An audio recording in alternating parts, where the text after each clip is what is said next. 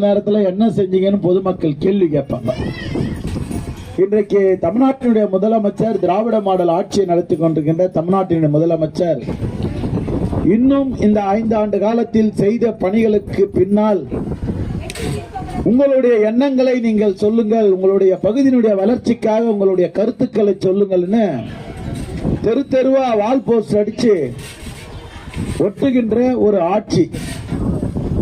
மக்கள் என்ன செஞ்சீங்கன்னு கேள்வி கேட்கறத விட என்ன செய்யணும்ன்ற கேள்வியை நம் மத்தியிலே இன்றைக்கு ஆளுகின்ற திராவிட மாடலுடைய அரசினுடைய தமிழ்நாட்டினுடைய முதல்வர் அவர்கள் நமக்கெல்லாம் ஒரு பெரிய வாய்ப்பை தந்திருக்கின்றார். தமிழ்நாட்டில் இந்த 4.25 ஆண்டு காலம் மிகப்பெரிய அசுர வளர்ச்சியின் மூலமாக பல திட்டங்களை நிறைவேற்றி தந்து கொண்டிருக்கிறார். இன்றைக்கு நீங்க எல்லாம் மகிழ்ச்சியா இருப்பீங்க. பெண்கள் எல்லாம் இன்றைக்கு மகிழ்ச்சியாக இருக்கிறோம். நம்ம ஏன் மகிழ்ச்சியாக இருக்கிறோம் இன்னைக்கு சொல்லுங்க.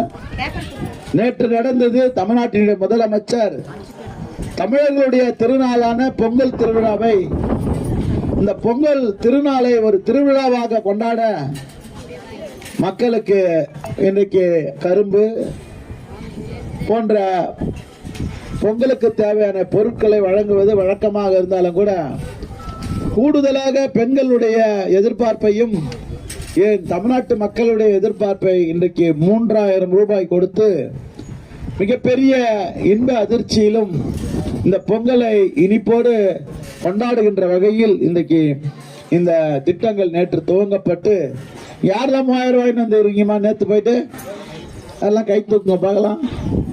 போய் நெரிச்சல்ல நிக்க கூடாதுன்றதுனால குடும்ப அட்டைதாரர்களுக்கு பிரித்து அவர்களுக்கு டோக்கன் வழங்கப்பட்டு அந்த டோக்கன் தேதி நேரம், இந்த நேரத்துக்கு உங்க டோக்கனுக்கு வந்தீங்கன்னா பணம் வாங்கின்னு போலாம்.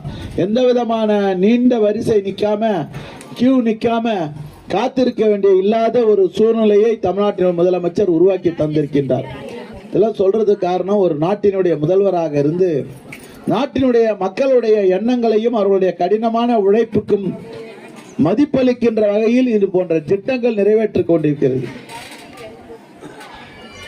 இன்னைக்கு ரேஷன் கடையில் பொருட்கள்லாம் எப்படி தரமான பொருட்களை எல்லாம் தருகின்றார்கள் என்பது, நான் நேற்று போய் ரேஷன் கடைகள்லாம் போய் பொருள் கொடுத்தேன். அந்த அரிசி, பச்சை அரிசி எப்படி ஒரு அருமையான அரிசி, ஏற்கனவே இருக்கிற அரிசி நல்ல அரிசி.